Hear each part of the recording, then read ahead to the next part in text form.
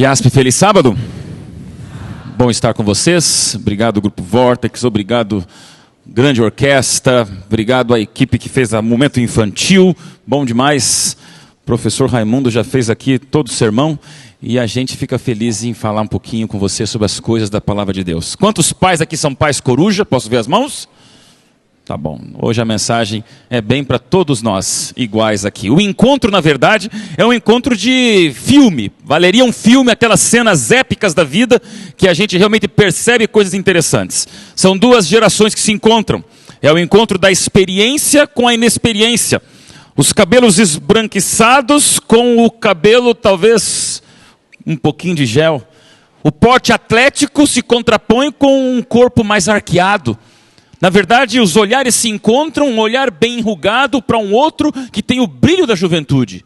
É o encontro de mortalidade com a imortalidade sonhada. Uma geração que já passou e uma geração que está chegando. Esse encontro dramático acontece entre duas pessoas famosas, duas pessoas que valem um reino. É uma história de rei e príncipe.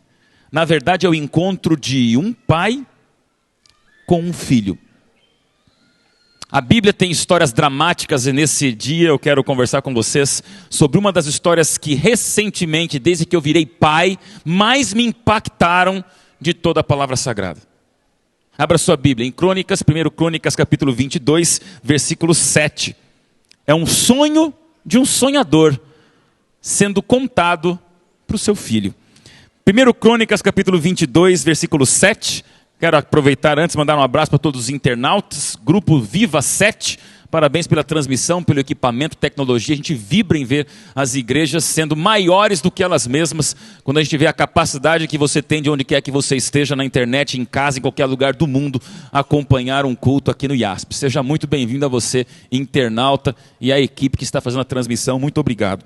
1 Crônicas capítulo 22, versículo 7 diz: Disse Davi a Salomão: Ah, filho meu, eu tive a intenção de edificar uma casa ao nome do Senhor Deus, meu Senhor. Pai e filho se encontram. A Bíblia é feita de encontros de pais e filhos. E a Bíblia tem histórias interessantes de pais com seus filhos. Entre elas, por que não falar de Adão com o seu filho assassino e o outro seu filho vítima? Aí você vê Abraão com o seu filho da promessa e o seu outro filho remendo de uma impaciência. E daí Isaac vira pai com seus dois filhos, Jacó e Esaú. Um mais velho, cabeludo e um pouco ingênuo.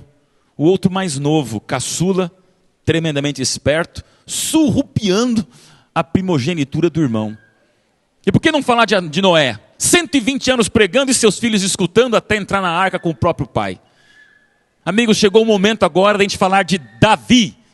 Esse personagem que você acabou de escutar no momento infantil, onde você percebe que Davi sempre faz parte das fantasias infantis. Se você perguntar para uma criança qual é a história e personagem que você mais curte, que criança não vai explodir diamantes nos seus olhares para dizer Davi derrubando Golias, entre outros como Daniel, etc. Mas Davi faz parte da imaginação humana. Porque as ilustrações mostram sempre esse Davi valente, forte, encarando uma muralha humana, o gigante Golias. Só que eu queria agora você deixar um pouco de lado o Davi que você viu no momento infantil, para agora darmos um passo adiante e pensarmos num Davi que geralmente a gente não pensa. Não é mais o Davi forte, não é mais o Davi cheio de coragem e ousadia. Agora é um Davi que repousa sobre o seu trono com uma coroa que lhe pesa, depois de uma experiência de uma vida inteira que passou. 40 anos.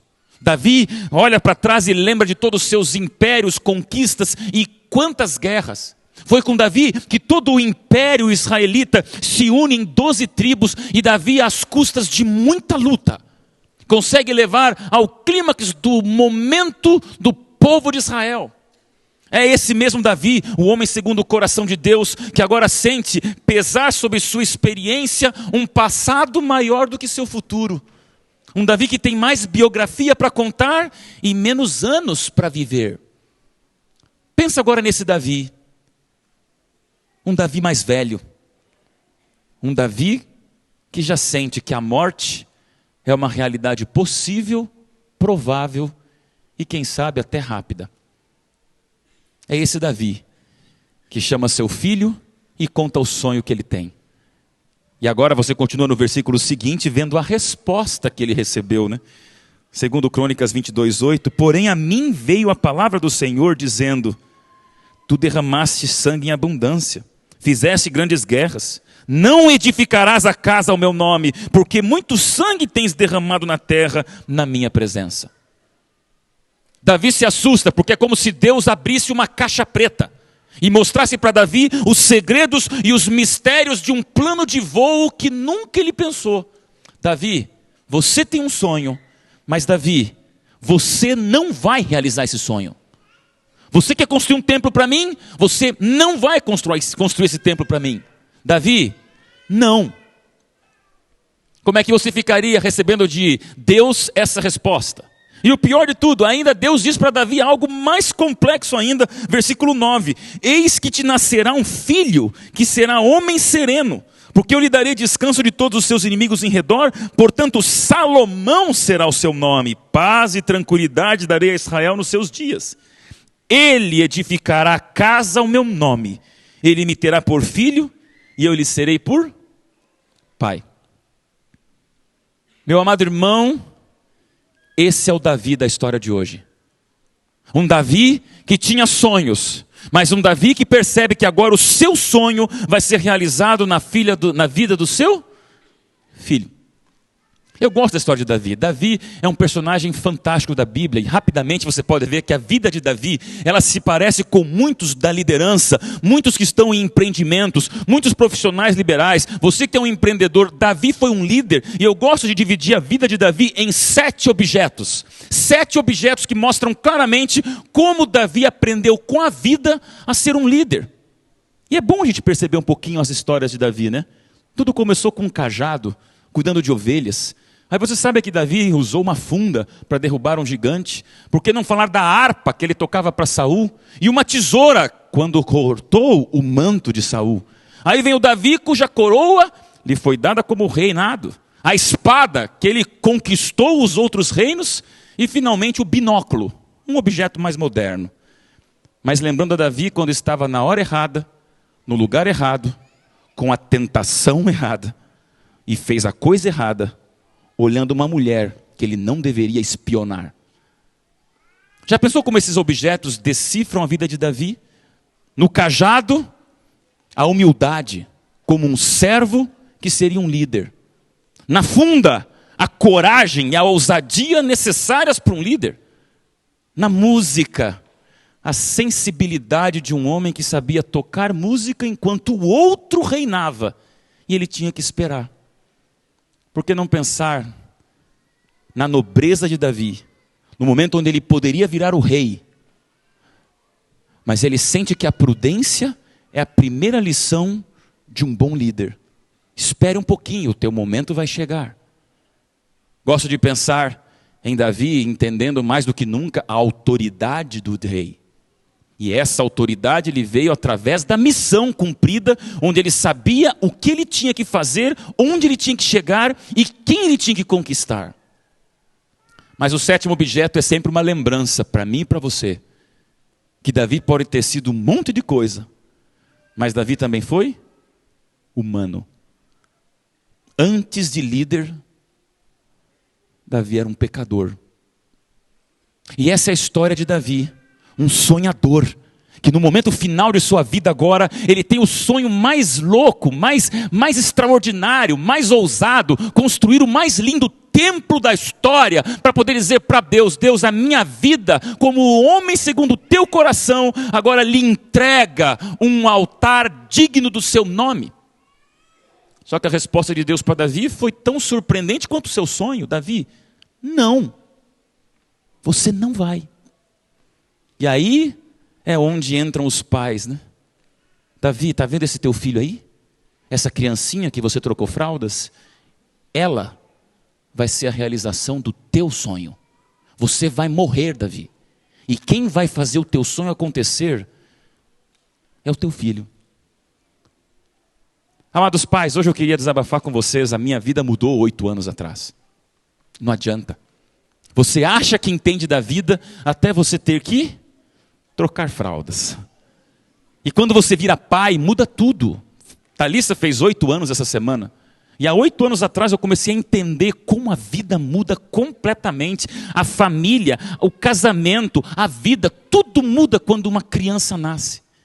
Filhos são extraordinários, são inquietos, são adrenalizados. Eles são muitas vezes absurdos em algumas coisas. Têm ideias incríveis, incômodos em alguns momentos. Mas os filhos sempre nos surpreendem, por que não? Crianças são inteligentíssimas, certo ou errado? Uma amiga me contou uma história esses dias da filha dela. Estava no colo da mãe e perguntou, 7, 8 anos, igual a da minha filha, mamãe, por que você tem cabelos brancos? Ela tinha alguns cabelos brancos nascendo, a filhinha pegou e falou, mamãe, por que esses cabelos? E a mãe pensou, chegou a hora, ela vai chorar com a minha resposta. E disse, filha, sabe o que acontece? Você pisa na bola, você faz traquinagem. Eu quero dizer a você que cada vez que você faz uma desobediência, mamãe chora. E toda vez que uma lágrima da mamãe rola no seu rosto, porque você fez traquinagem, filhinha, nasce um cabelo branco na cabeça da mamãe. A filhinha não chorou não.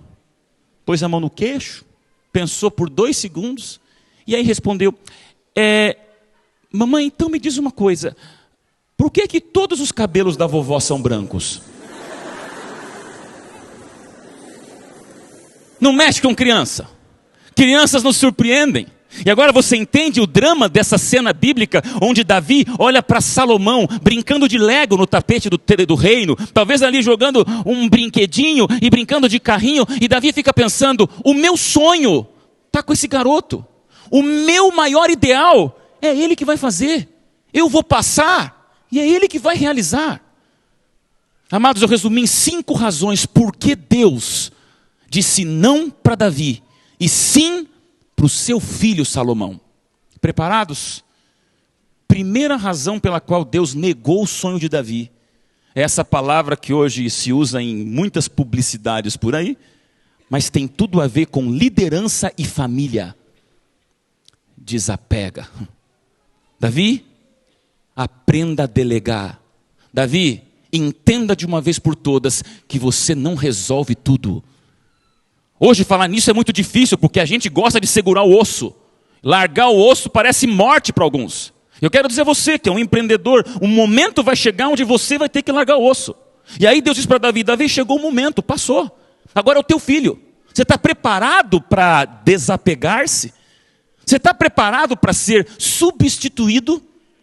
Essa imagem não gosto, porque ela me lembra que eu sou substituível.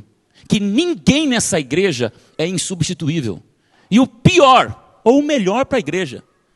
Pode ser que quem vier depois de você, se encaixe ali e ainda seja mais doce do que você.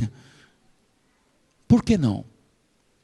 Deus alertou Davi de uma realidade. Davi, desapega porque o conhecimento se passa para as pessoas. Abra espaço, franqueie a passagem, libere para as pessoas virem junto com você. A vida continua. E meus amigos, isso é uma realidade difícil quando falamos agora em família, não só de liderança. Quantos pais não criam seus filhos dentro de arredomas de vidro, como se eles nunca pudessem sair de lá? Eu não quero parecer ofensivo, porque hoje é um sermão que eu prego para mim. E eu aprendo junto com essas palavras.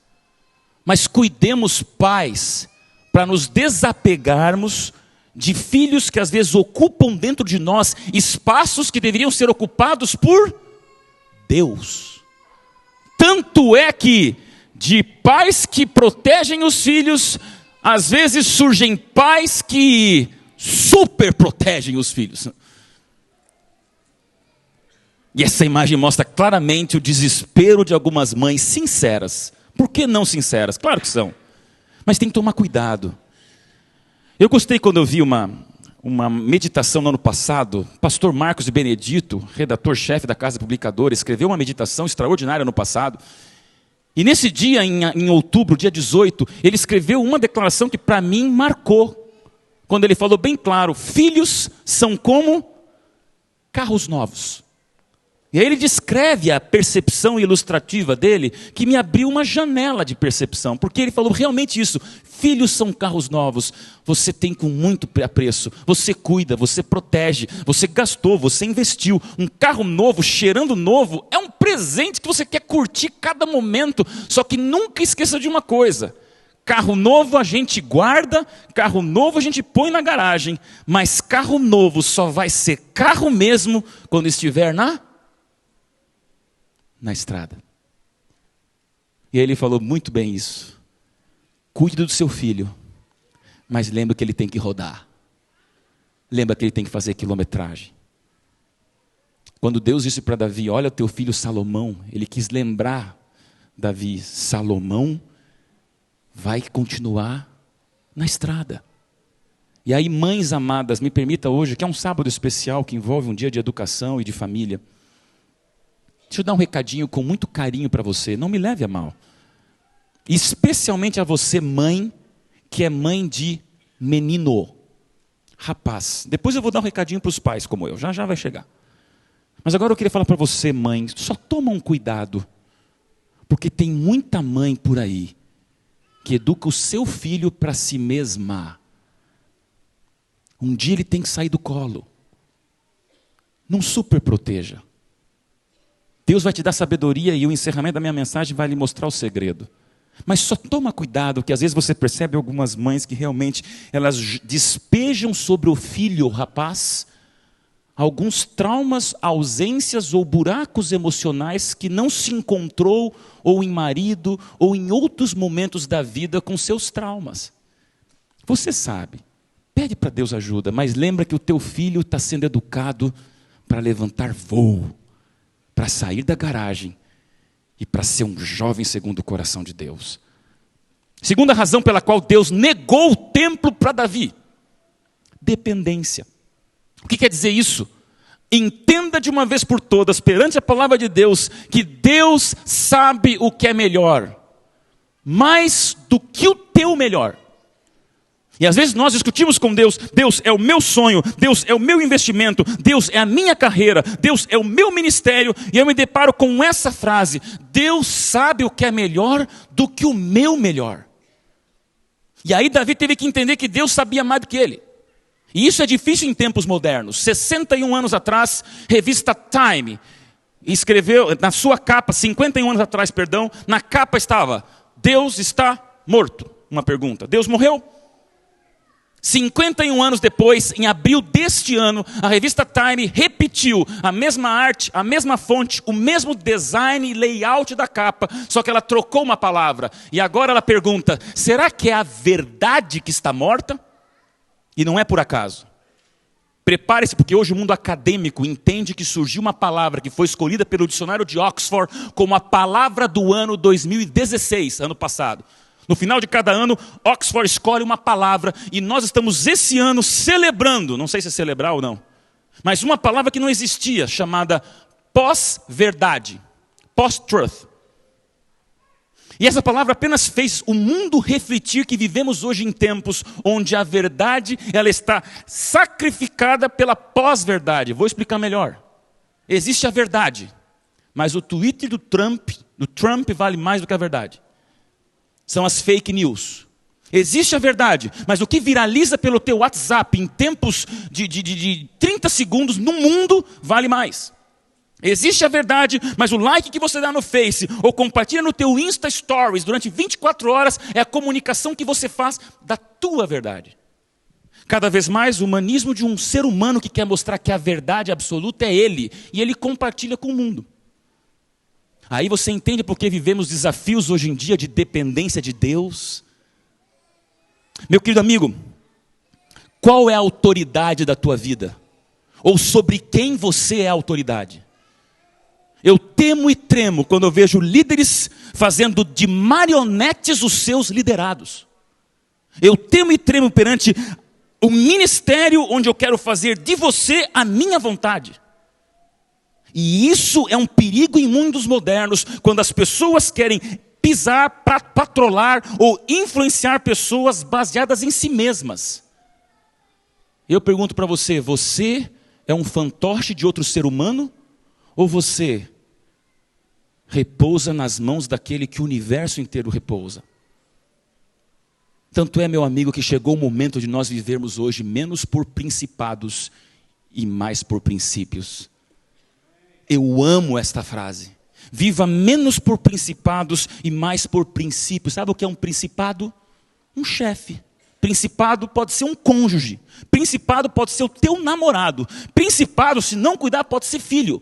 Principado pode ser o seu professor, o seu coordenador de tese. O principado é todo aquele que exerce uma liderança e uma autoridade sobre você. E eu admiro um cristianismo que diz, tudo bem, eu respeito a liderança, mas eu sou movido por princípios. Isso faz a diferença na vida. E Deus quis mostrar bem claro para Davi, dependa mais de mim, Davi. Terceiro tópico, planejamento. Agora olha que coisa interessante. Davi, que derrubou Golias, que conquistou inúmeros reinos, teve que viver no final da sua vida a maior de todas as suas batalhas, só foi vista numa maquete. Ficou muito claro para Davi que ele não iria construir o templo. Era a ordem de Deus. Você imagina agora Davi fazendo com seus arquitetos, engenheiros, reuniões incansáveis, porque você vai ver que nos próximos 6 capítulos de Crônicas, até o que eu vou ler no final com você, é Davi escolhendo isso, escolhendo aquilo, decidindo isso, definindo aquilo, tentando arrebanhar o máximo de pessoas, de arquitetos, engenheiros, para preparar para o seu filho o grande sonho dele. Você já pensou em planejar teu futuro? Qual é o futuro que você planeja para você? Quando o assunto é planejamento de vida, o maior perigo de um ser humano e de um cristão moderno é confundir o que é essencial com aquilo que é trivial. Cuidado, porque a obsessão pelo trivial, ela desgasta o essencial. Quando você fica seduzido pelo trivial, você destrói aquilo que é essencial. E sabe o que é trivial e o que é essencial? Nunca o seu posto naquilo que você lidera, ou a cadeira que você ocupa, ela é essencial. Isso passa. Agora, sabe o que é essencial? Família. Isso fica. Não troque o que você mais quer na vida pelo que você quer só no momento. Nós somos movidos pelo presente, somos sonhadores. Mas Deus quis dizer para Davi, Davi, você quer a eternidade ou você quer o templo agora? Você quer o para sempre ou você quer o imediato? Entenda, você foi feito para muito mais do que 90, 95 ou 105 anos e olha lá. Não troque a eternidade pelo presente. E aí você começa a perceber que na vida familiar esse planejamento é necessário. Amados pais, com carinho no meu coração vou lhe fazer uma pergunta que eu espero não tirar teu sono. Mas a pergunta que eu lhe faço é, que filhos você terá quando se aposentar? Meu paizão está escutando esse terceiro sermão lá em Curitiba. Estava comigo até ontem aqui. 70 anos de idade, 46 anos como pastor. Há 40 anos se aposentou, mas continua mais do que nunca um pastor. 6 anos de aposentadoria. Sabe o que eu percebo na vida do meu pai e da minha mãe? Envelhecidos como talvez o próprio Davi. O tempo passa. E quando a gente aposenta, sabe o que fica? Os filhos. Para viajar, para estar junto. Aí deixa eu pedir para você que ainda tem tempo como eu, invista nessas lembranças e nessas memórias. Invista o máximo que você puder nos teus filhos. Valoriza, curta esses momentos, porque eles passam rápido. Inspire, instile ideias. Gaste tempo, mas lembra que você está investindo em você mesmo lá na frente. Hoje, estar perto não é estar próximo. Vivemos tempos difíceis, onde você vê uma família reunida e nem por isso ela está reunida. Cada um no seu smartphone, na sua rede de Wi-Fi, conversando com o mundo lá fora. Nós nunca estamos presentes onde estamos, né? Com a minha esposa eu estou no celular com o outro. Aí com o outro eu estou no celular com a minha esposa. Por que eu não mudo as coisas? É um desafio para nós. Eu como comunicador, imagine como isso para mim é um desafio. Mas meus amigos, eu tenho que entender mais de uma vez por todas que perto não é próximo e também próximo não é perto. Porque você tem que estar junto, você tem que estar acompanhando, você tem que estar realmente sintonizado, sincronizado. E esses momentos divertidos que a vida nos dá, precisam ser explorados ao máximo. Você entende por que Deus disse um não para Davi? E aí vem um recadinho para os homens. Falei para as mulheres, pais, me permito agora falar, porque eu entro nesse grupo. Nossos filhos são bênçãos. E pai de menino, que bênção deve ser. Mas me permita agora falar para você, como eu, que vamos sofrer um pouquinho mais, eu acho, como pais de meninas. Eu prego tanto, gente, prego tanto, pode ser na TV, na internet, onde quer que seja, só tem uma coisa no meu coração que eu já falei por aí e falo sempre. Eu só sonho que Jesus volte antes da minha filha dar um beijo que não seja no papai. Falo isso direto, só que Jesus não está voltando, ela está com 8 anos, né? Mas agora vamos abrir o coração? Pai de menina, me permita agora ser bem sincero e sensível. Nossas filhas precisam de nós. Claro que existem exceções, como sempre vai existir. Mas entenda que a figura do pai, ela é tremendamente distinta para tudo aquilo que essa menina vai ter de visão para outros homens vida fora.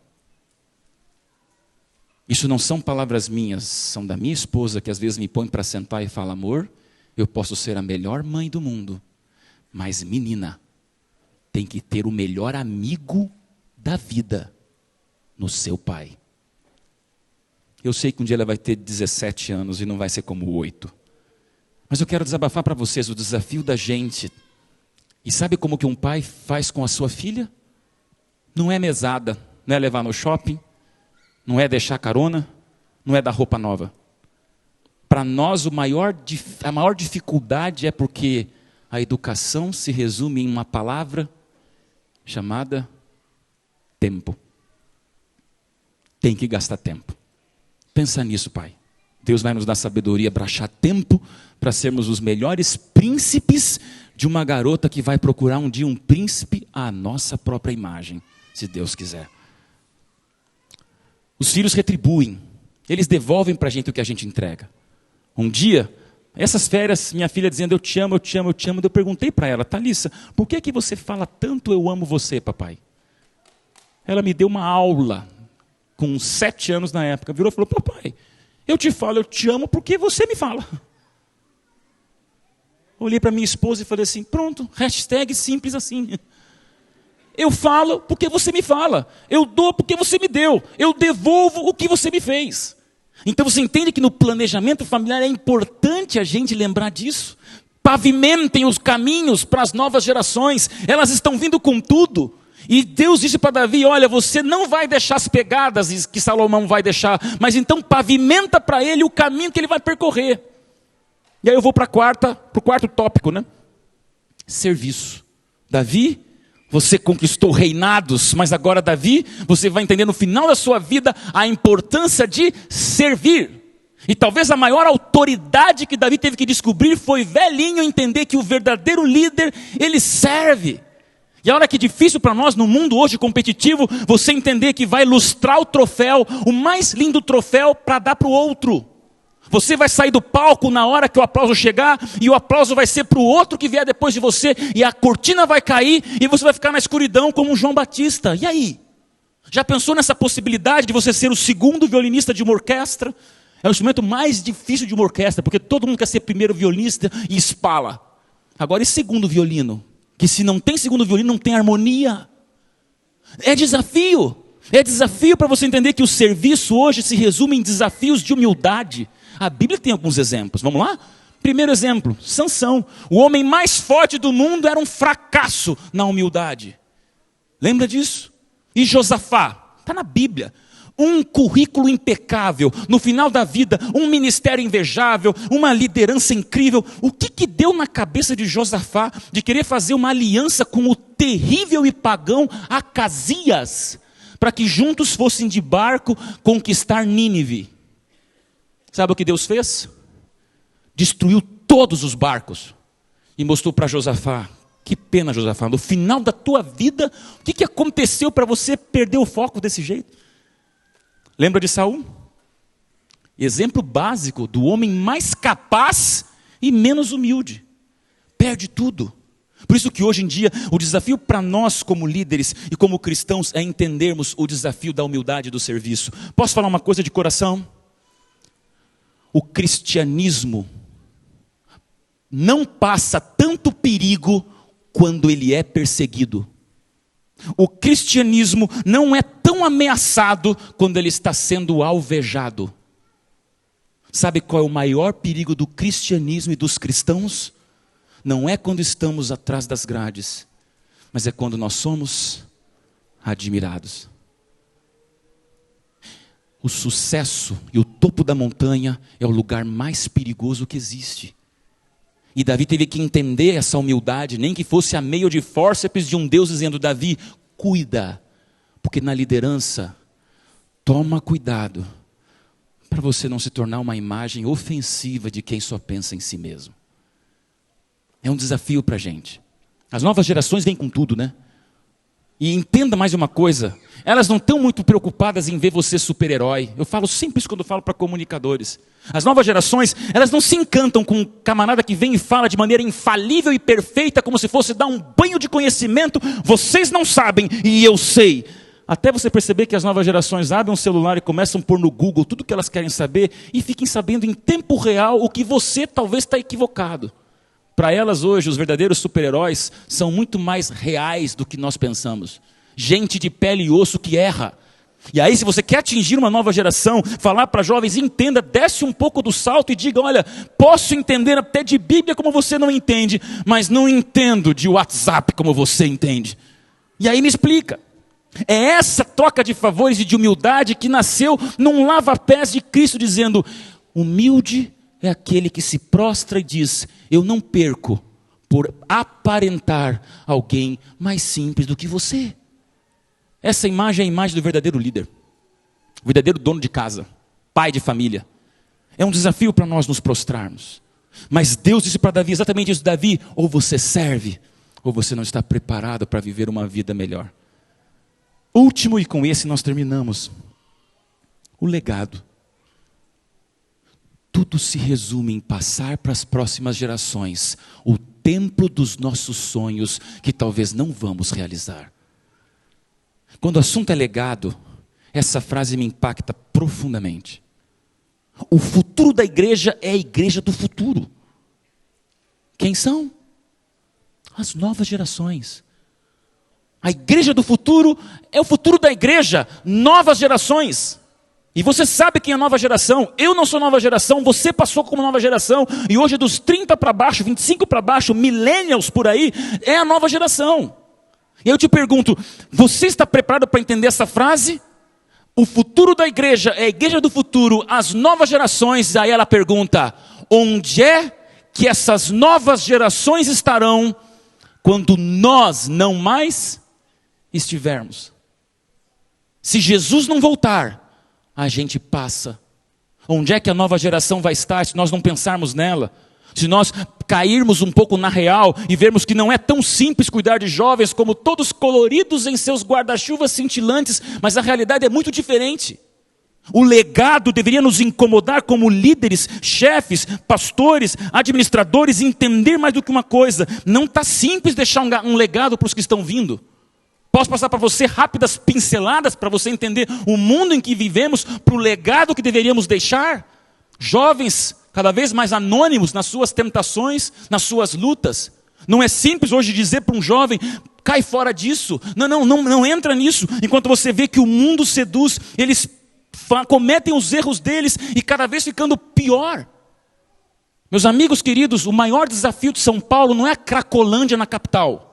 O maior desafio de São Paulo são as inúmeras cracolândias dentro do quintal, de casas de alta classe, que debaixo do tapete ou embaixo da grama tem ali os resquícios de pais desesperados pedindo ajuda para ajudar seus filhos. Essa é a maior cracolândia de São Paulo. Nós estamos preparados para isso? Quando um animal lindo e azul deixa de ser animal para virar um jogo de suicídio? Nós fizemos alguns materiais quando vimos o impacto hoje da depressão no jovem, suicídio no jovem, o estresse e o abuso sexual no jovem. E você fica surpreso em ver que de uma baleia, de um seriado ou de um projeto especial, nossas crianças são alcançadas, são tentadas e muitas vezes são violadas, enquanto Satanás vibra dizendo 13 razões por quê. Eu acredito nas 13 razões com Deus, mas é um desafio para nós. Revista Veja do ano passado, capa da Veja, mostrando claramente o Brasil que nós vivemos hoje. Estamos vivendo perante uma geração que é definida pela indefinição. Eu sou o que eu sou quando eu quero, do jeito que eu quero. Eu ponho calça hoje, saio amanhã, não ponho nada depois da manhã. Eu faço o que eu quero. É a realidade que nós estamos enfrentando. Amados, com todo carinho, eu sei que estou sendo transmitido pela internet, veículos de comunicação. Eu não vou agora ser desrespeitoso, mas eu recebi nas minhas timelines de redes sociais uma notícia. Eu só vou ter que ler essa notícia para você e não me entenda mal. Mas quando você se depara com uma notícia como essa, homem que era mulher vai dar à luz a filho de mulher que era homem. Me ajuda na saída a me explicar isso aqui, porque até hoje eu não entendi. Tentei. Você está entendendo o desafio que nós temos com novas gerações? Quando um rapaz chinês vende a filha de 18 dias para comprar um iPhone e uma moto, é para nós pensarmos no desafio que nós temos de quebrar barreiras com nossos filhos e dizer, filhos, a gente tem que ter muito mais Deus e muito mais conversa. Talvez mais grave ainda do que as imagens que eu mostrei sejam essas que eu vou lhe mostrar agora. Porque o maior perigo é aquela família onde o pai não sabe dizer não para a filha, onde a mãe não sabe dizer não para o filho. E olha o que a senhora White, grande educadora do mundo evangélico, escreveu há vários anos atrás. É uma frase poderosíssima quando ela fala: nenhuma violência deve ser exercida na condução de reforma, mas, ao mesmo tempo, nenhuma fraqueza condescendente deve ser mostrada. Amados pais, não é fácil, mas o ponto de equilíbrio diz: cuidado com a condescendência. Pais não são súditos dos seus filhos. Pais são servos do amor. Mas entenda que súdito não. Como é difícil pensar e lembrar o amor que eu tenho pela minha filha, mas não deixar que ela fique no trono e eu prostrado aos seus pés. Desafios grandes. Pastor, como é que eu resolvo então? Tiago 1,5 diz simples assim: peça para Deus sabedoria que Deus vai dar. Tem momentos, meus irmãos, que é Deus, não é leitura, não é tudo que você leu, é um momento onde você é só com Deus, que você, antes de tomar uma decisão, tem que ajoelhar e falar: meu Deus, não sei, não me prepararam para isso, não aprendi na faculdade, meus pais não me prepararam, eu posso ser pastor, mas eu não sei como agir aqui, meu Deus, sou só eu e você, me dá essa sabedoria. Meus irmãos, Deus não se furta de ajudar-nos, eu acredito nisso, por isso que eu acredito mais do que nunca na possibilidade real de você, pai, que tem o desafio de filhos, onde quer que estejam, na fase que quer que estejam, ou no ninho vazio que já aconteceu, de você pedir para Deus essa ajuda, porque os tempos nunca foram e nunca serão fáceis. É a última ilustração, 1859, muitos anos atrás, mais de um século e meio atrás. Os tempos eram fáceis? Não era. Vou te contar a história agora de uma mãe, de um pai, em pleno período onde a guerra da secessão acontecia nos Estados Unidos. O mundo em polvorosa, o americano sentindo ali o desafio da guerra e das pistolas. Ao mesmo tempo, a Ku Klux Klan surgia com uma força devastadora de racismo, marginalização e incompreensão. Não basta. Pós-Revolução Francesa, que desabrochava, o iluminismo na Europa trazia toda uma enxurrada de pensadores, pensamentos e liberdade moral como nunca antes. Surgem expressões como o sexo livre há 150 anos atrás, na Europa. Os filósofos mais lidos da época, Tolstói, Dostoiévski e Nietzsche, defendendo o ateísmo como nunca. E não fica nisso. Um homem chamado Charles Darwin, nesse mesmo ano, acabava de lançar perante o mundo a maior estocada no coração do criacionismo, com o seu livro A origem das espécies. Tempos difíceis de ser pai e mãe. Para mim, para você e para Ellen White.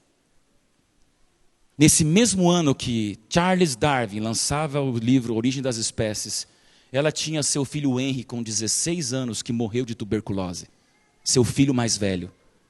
Em 1959, acharam uma carta que ela mandou para o seu filho tempos antes da morte dele.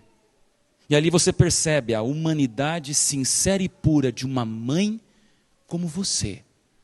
E ela escreve em palavras raras de você ver de Ellen White, né? Mas sinceras como nunca pelo filho que tinha. Eu me sinto tão ansiosa pela salvação dos meus filhos. Especialmente você, Henry. Dedique-se a Deus em sua juventude. Ame-o, sirva-o. Ele o amará com um amor maior do que o de um pai ou de uma mãe. Filho, ele quer você feliz. Sua querida mãe, Helen. Sabe o que eu vejo aqui?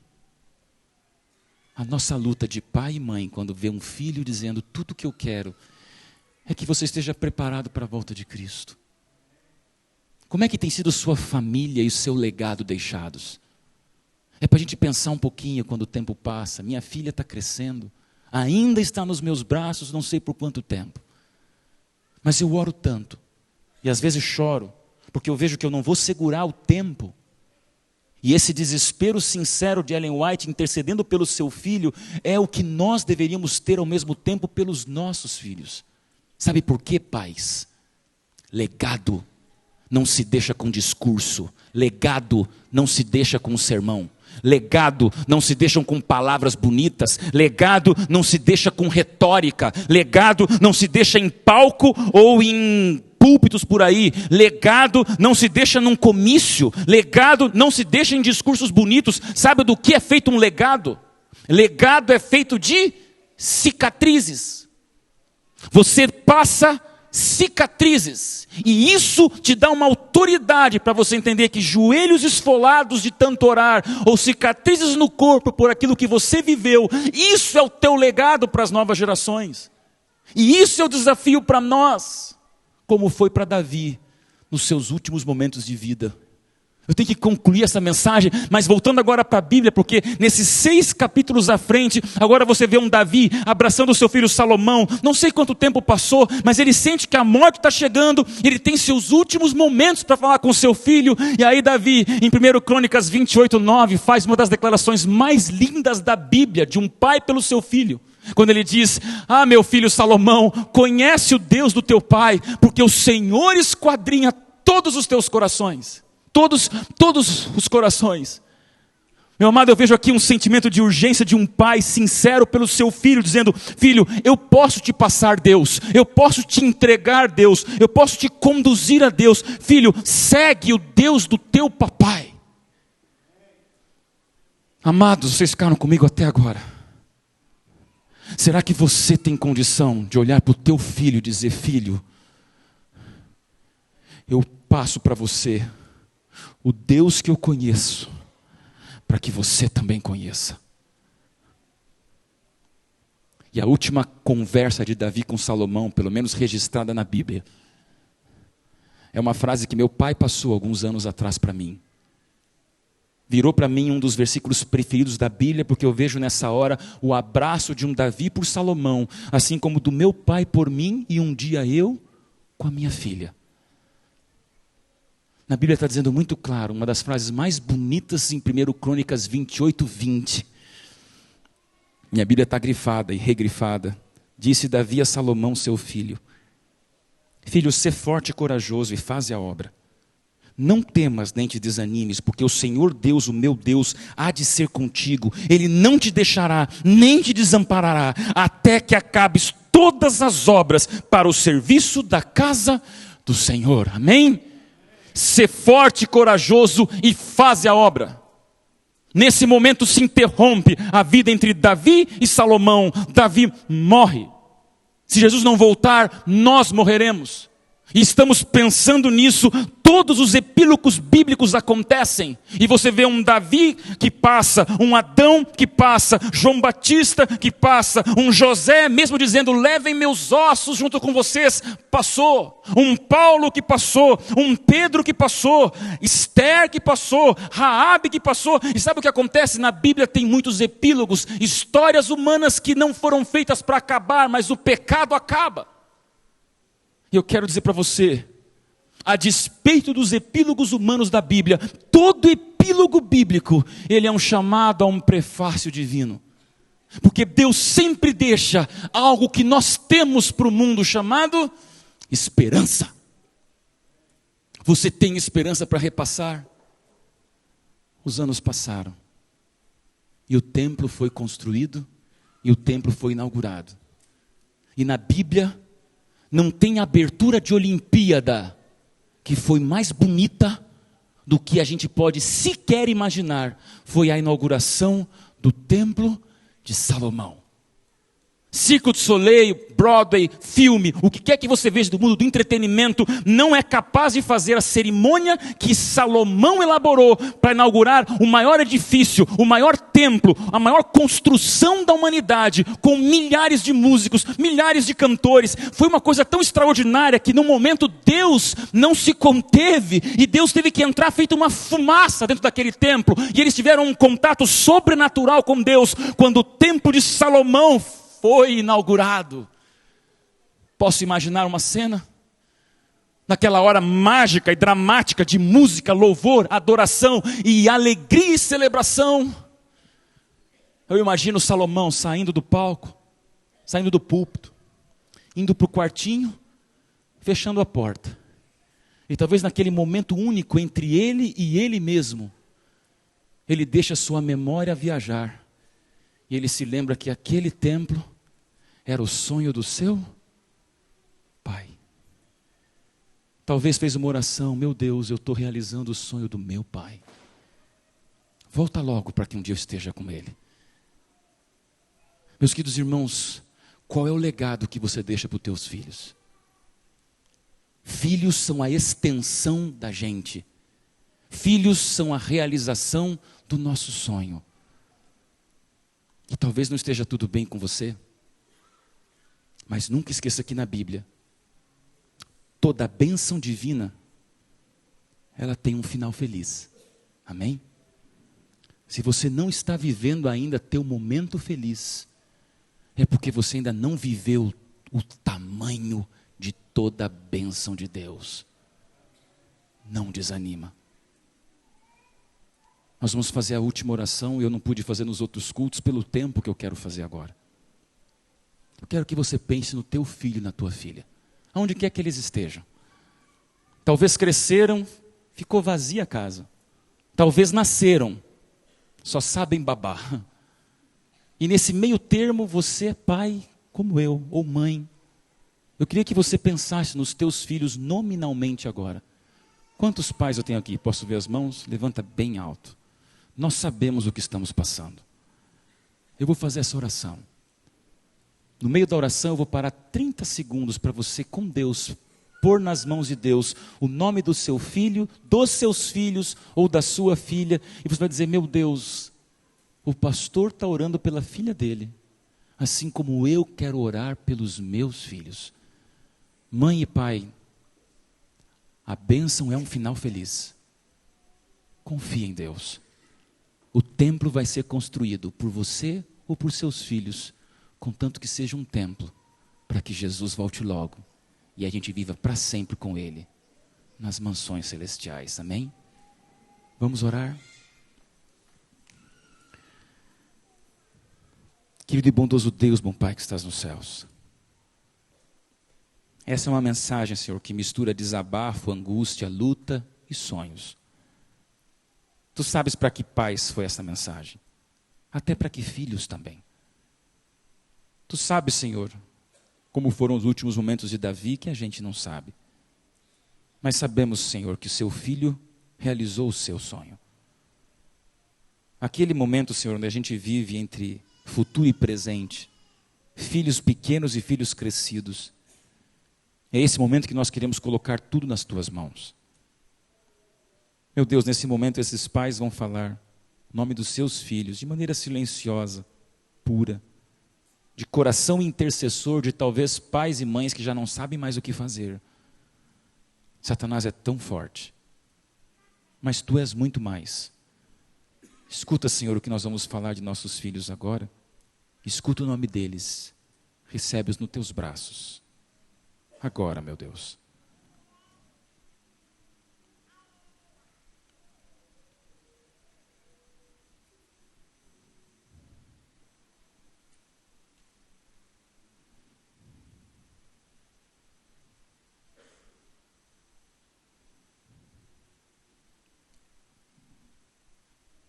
Senhor, quando faltar respostas, nos dê sabedoria. Quando faltar humildade, Senhor, quebre nossos joelhos. Quando faltar, Senhor, adequação a esse mundo, nos liberte de qualquer erro passado. Senhor, quando faltar perdão, muda o nosso coração. Que possamos estar certos e quando Cristo voltar, nossa família estará preparada.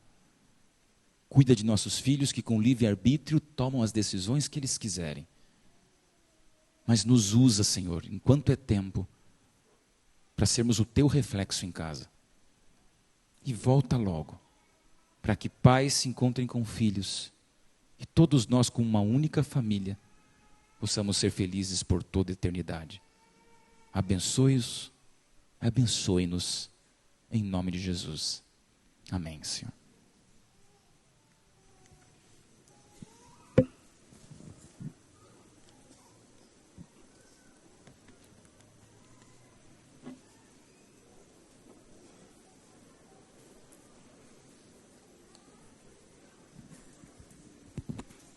Nos coloquemos em pé para a bênção final.